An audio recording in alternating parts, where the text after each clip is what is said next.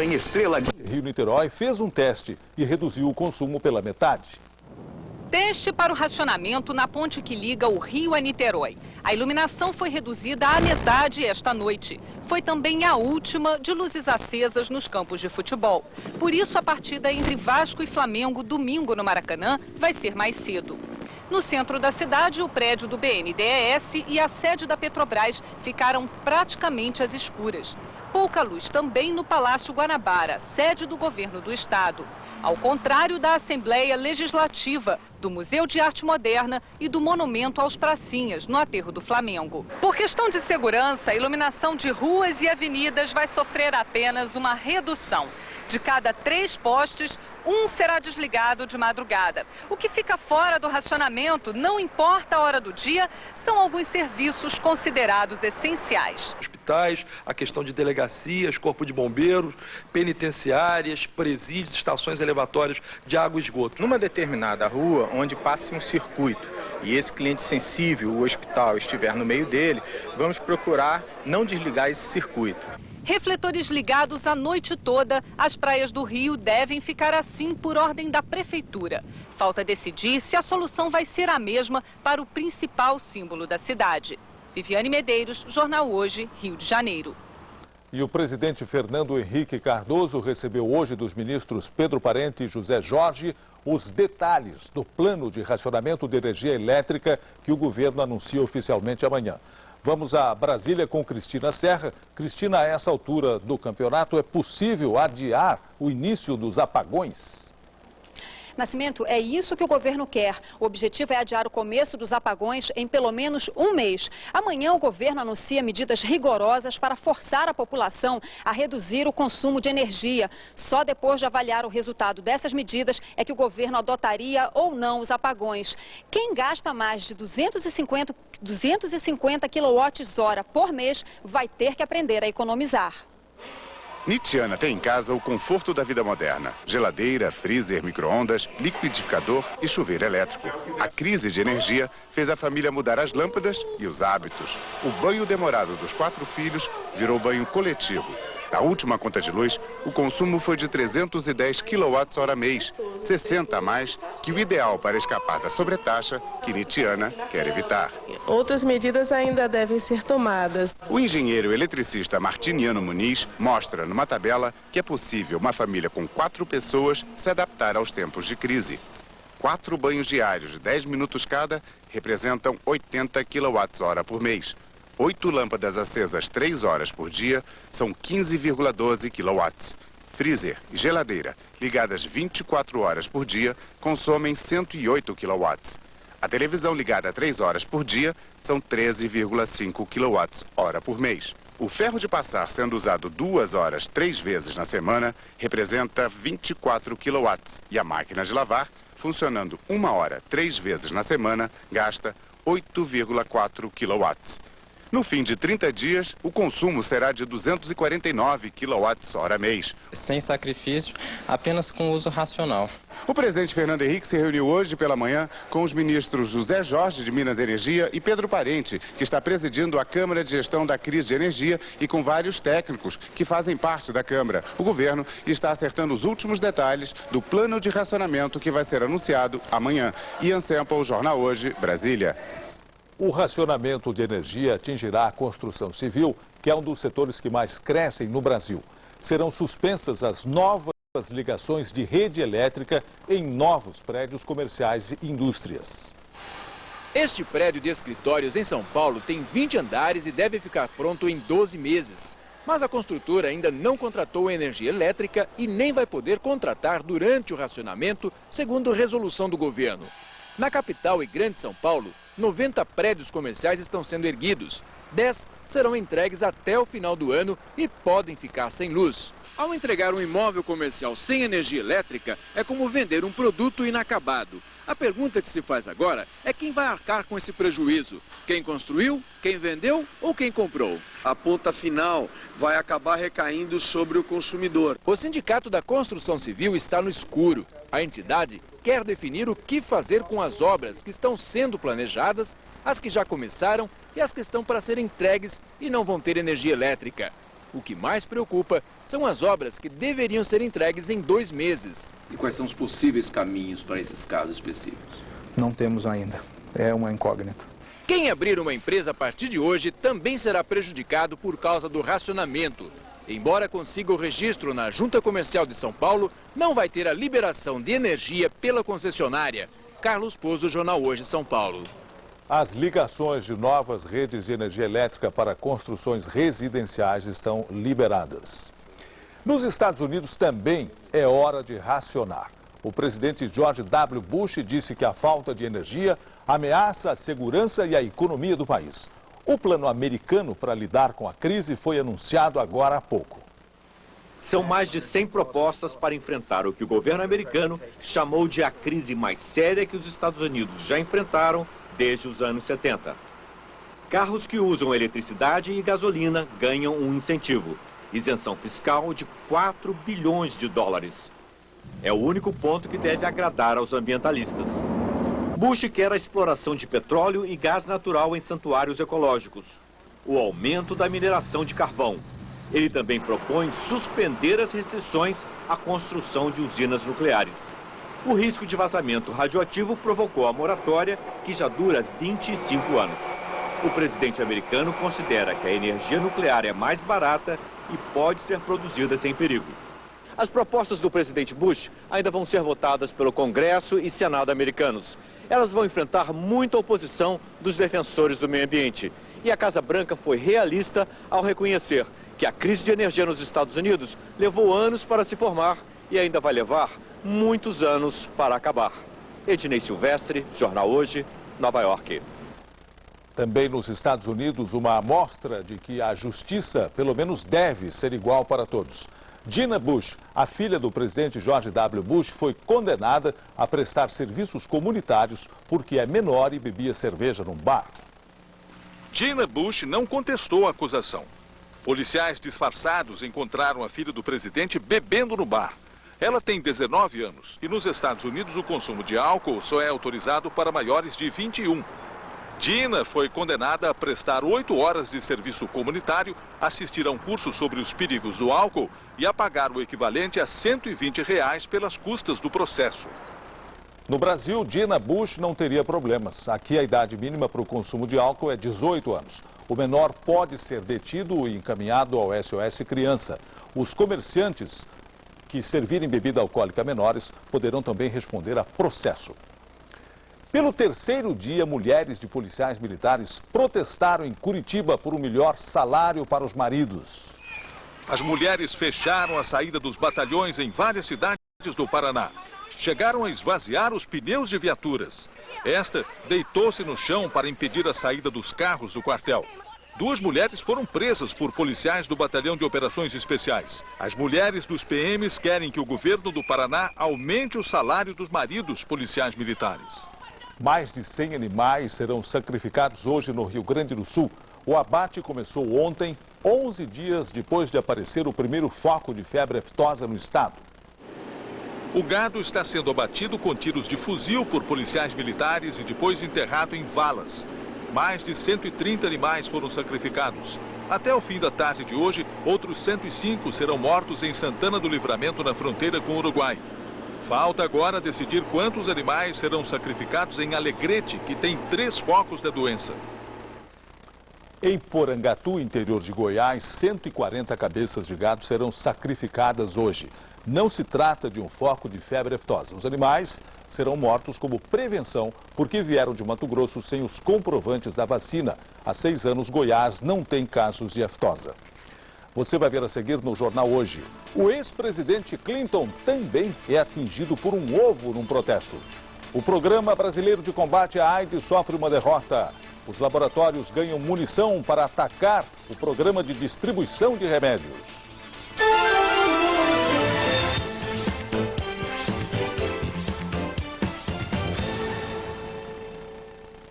Viva com mais energia e muita disposição.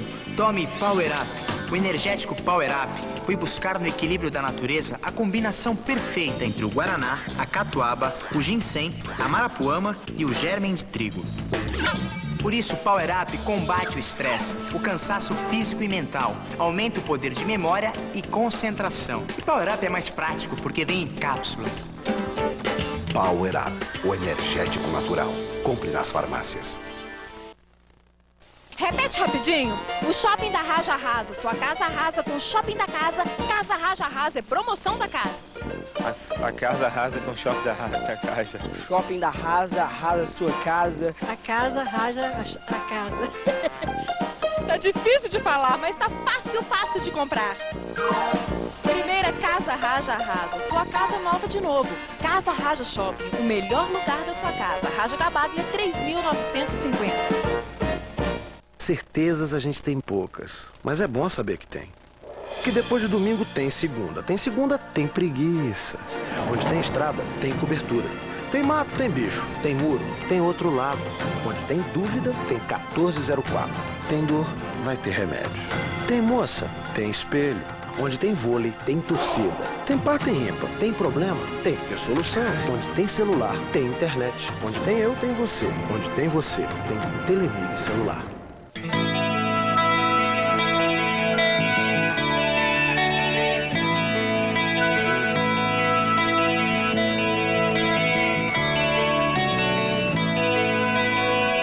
Tudo na vida tem seu perfume.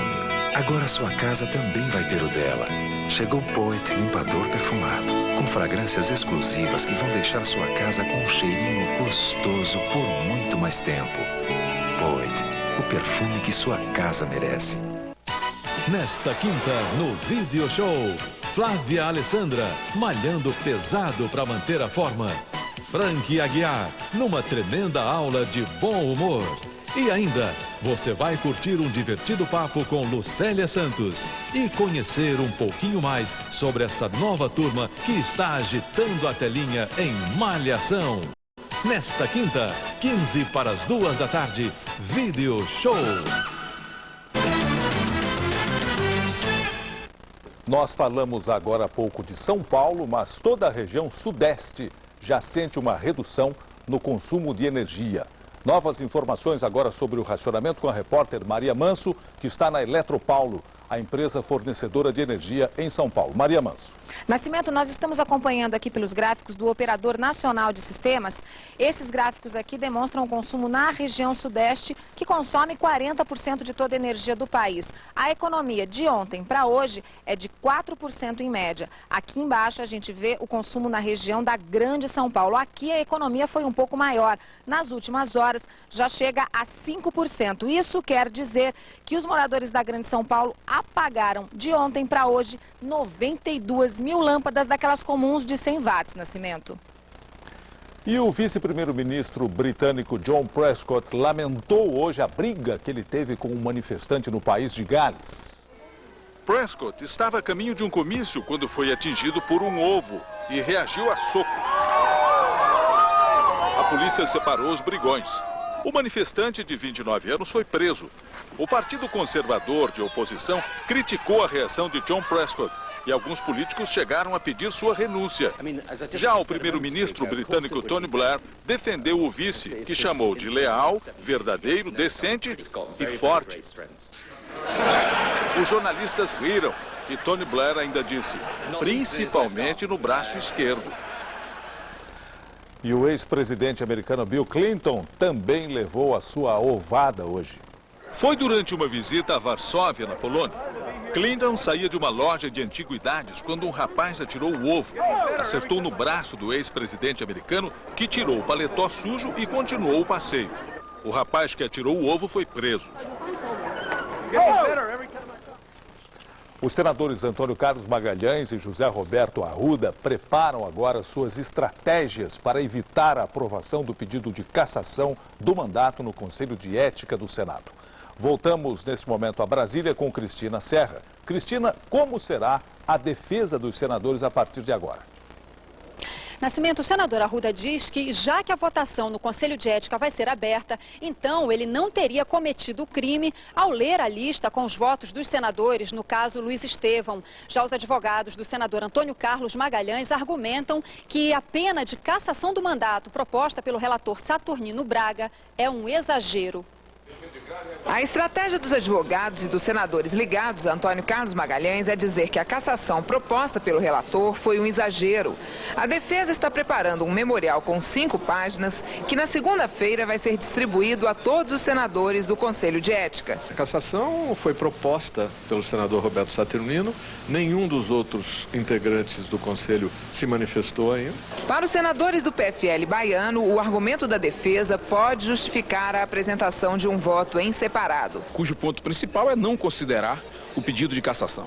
O senador José Roberto Arruda diz que não vai apresentar nenhuma defesa nova, mas acha que a votação aberta do relatório pode contar a favor. Estão me acusando de quê? De ter visto uma lista de votação secreta? Ora, se pode ser aberto agora, podia ser antes. E se pode ser antes, desaparece o pecado. O relatório vai ser votado pelo Conselho de Ética na quarta-feira que vem. Só depois a mesa diretora do Senado decide pela abertura de processo. É o prazo limite para que os senadores possam renunciar aos mandatos. Só hoje as pizzas enviadas por empresários de São Paulo chegaram aos gabinetes dos senadores. Cristiane Salles, Jornal Hoje, Brasília. E o senador José Eduardo Dutra, do PT, informou que já tem 22 assinaturas no pedido de abertura da CPI da corrupção apenas no Senado. São necessárias 27 assinaturas. E o eleitor que deixou de votar nas 3 últimas eleições e não justificou o voto tem até amanhã para regularizar a situação no cartório eleitoral, onde tirou o título. Cristina Serra, Jornal Hoje, Brasília. E o Brasil enfrenta a oposição da indústria farmacêutica e de outros países na Assembleia Mundial de Saúde em Genebra, na Suíça. A proposta brasileira de facilitar o acesso de pessoas pobres a remédios nos países em desenvolvimento, por incrível que pareça, perdeu apoio. Dessa vez não teve remédio. O Brasil ficou praticamente sozinho na luta contra a indústria farmacêutica mundial. O país insiste em fabricar medicamentos a um custo mais barato para garantir principalmente o Programa Nacional de Combate à AIDS. A África do Sul e a Índia, aliadas do Brasil na briga contra os laboratórios, mudaram de opinião durante a Assembleia Mundial de Saúde que acontece em Genebra, na Suíça. Os africanos porque fizeram um acordo para comprar remédios mais baratos dos grandes laboratórios. E os indianos porque a resolução brasileira fala em distribuição de remédios para toda a população, o que seria um problema para o governo da Índia, o segundo país mais populoso do mundo. Isolado, o Brasil agora é bombardeado por todos os lados. Os representantes dos laboratórios defendem as patentes e alegam que essa política brasileira afasta novos investimentos da indústria farmacêutica. O Brasil também é acusado de estar produzindo remédios de 5ª categoria sem nenhuma eficácia. Mas o laboratório Farmanguinhos do Rio, responsável pela fabricação de remédios contra a AIDS, rebateu os poderosos da indústria farmacêutica. O laboratório informou que segue os rígidos padrões de qualidade internacional e disse que basta ver as estatísticas do Ministério da Saúde sobre a AIDS para constatar que os remédios são, sim, eficazes. Marcos Lozecan, Jornal Hoje, Londres.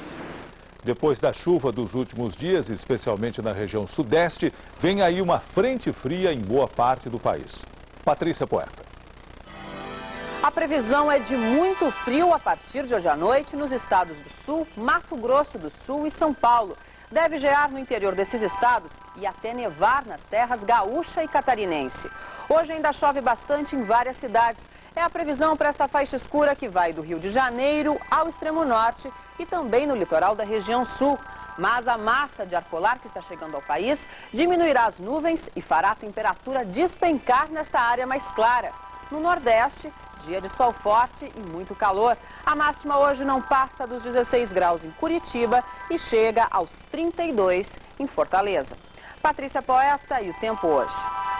Você vai ver dentro de instantes aqui no Jornal Hoje. Um cachorrinho nasce com pelo verde em Porto Alegre. E um filme mostra um momento pouco conhecido. Os dias em que brasileiros lutaram no ar na Segunda Guerra Mundial.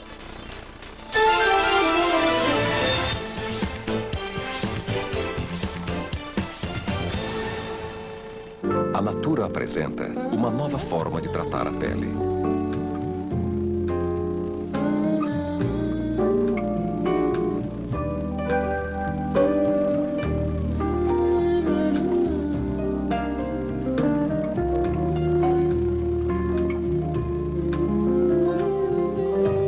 Tratamento de pele.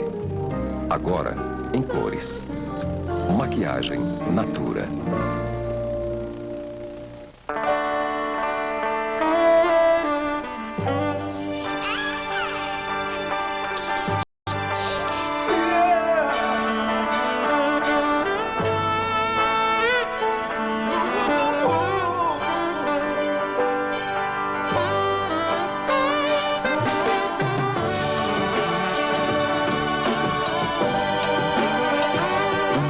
BH, 30 anos. Tanto tempo, tão perto.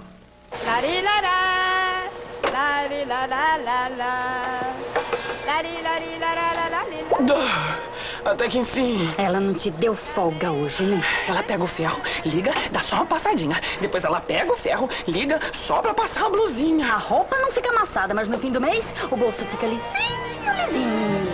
Poupe energia. Deixe para passar suas roupas todas de uma vez.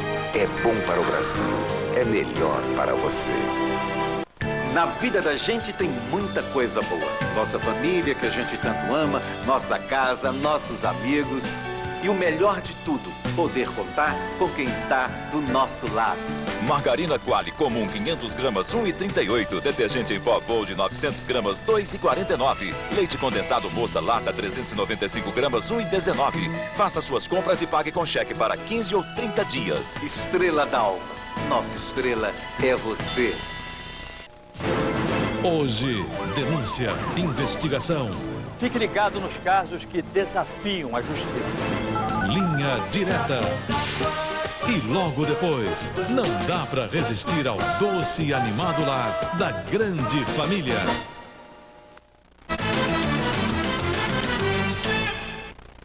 O nascimento de um cãozinho desafia o conhecimento dos veterinários e desperta a curiosidade de moradores do Vale dos Sinos, do Rio Grande do Sul. É que o cachorrinho é verde.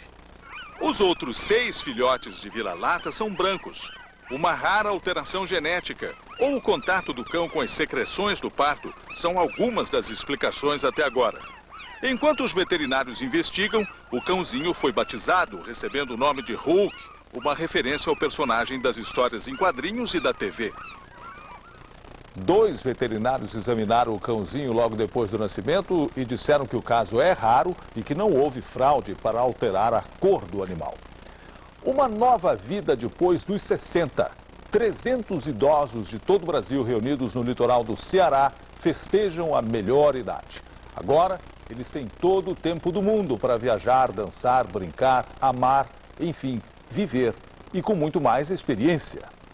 Mal amanhece e lá estão eles. Ginástica, alongamento, 300 idosos trocando experiências em busca de qualidade de vida.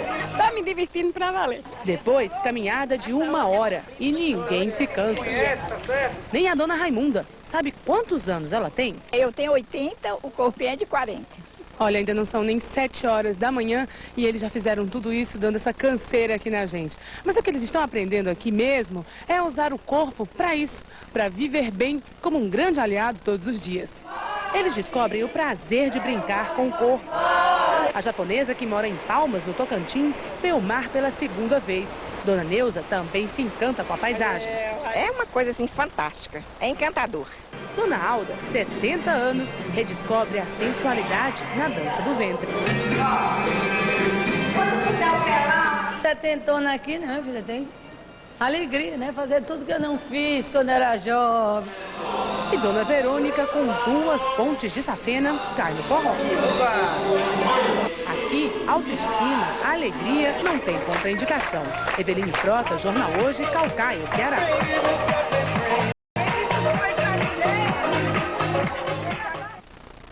Está em cartaz nos cinemas um documentário sobre a ação dos pilotos da Força Aérea Brasileira na Itália durante a Segunda Guerra Mundial. Uma oportunidade para os ex-combatentes recordarem seus dias de glória e também para um ex-piloto alemão que lutou do outro lado, ver a atuação dos brasileiros contra os nazistas. Esses 2 homens viram a Segunda Guerra Mundial de perto. Militares que sobrevoaram a Europa para eliminar inimigos. Cada Cada um tinha uma missão e razões diferentes para entrar no conflito. O alemão Karl Rascher, de 87 anos, que hoje mora em São Paulo, era piloto de um avião bombardeiro da Força Aérea Alemã.